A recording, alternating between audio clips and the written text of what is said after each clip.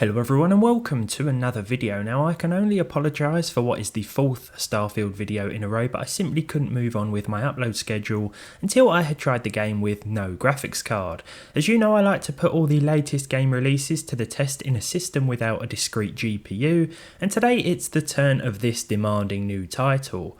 Demanding or unoptimised, whatever you want to call it, there's no doubt Starfield is bringing even high-end systems to their knees, but can the dual-core Athlon 3000G with its Vega 3 graphics, or the Ryzen 7 5700G with its Radeon iGPU handle the game?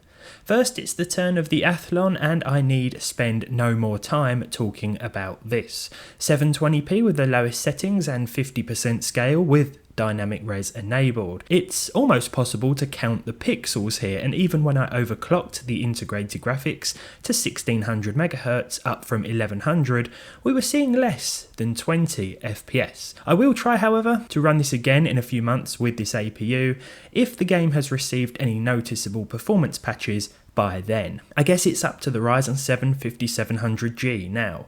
This is one of the best desktop APUs available, and with 8 cores and 16 threads, it makes for a fine addition to any AM4 motherboard.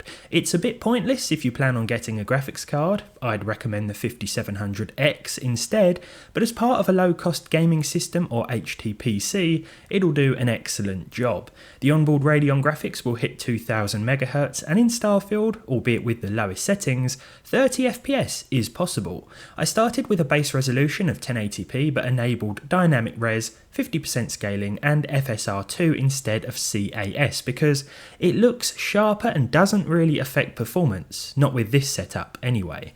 I'm using 32 gigs of 3200 MHz dual channel DDR4, but faster memory will likely boost the frame rates a little higher. When out exploring, gathering resources and maybe taking out a few enemies, the performance holds up quite steady, hovering around 30 FPS but dipping to the mid-20s when things start to heat up. Honestly, I could probably play the game like this, well, I have been for the last couple of hours, but I would advise trying to make as few trips to the city as possible. See, New Atlantis is a little more demanding.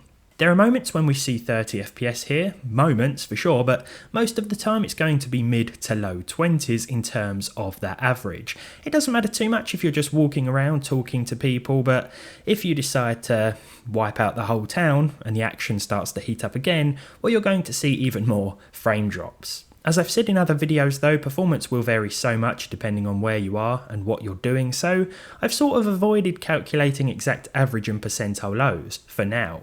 Starfield is definitely best enjoyed on an APU when venturing far outside the hustle and bustle of any town and city, but honestly, I was expecting worse.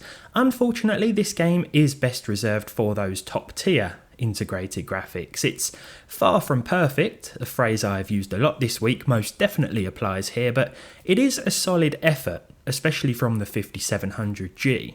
RIP Athlon 3000G though, F in the chat. I hope you've enjoyed this one. If you did, leave a like on it, leave a dislike if you didn't. Not sure how useful this one will be, but it's always interesting to see how integrated graphics handle the latest titles. In this case, not very well, but there we go. Subscribe to the channel if you haven't done so already, and you want to, of course, and hopefully I'll see all of you with a non-Starfield related video in the next one.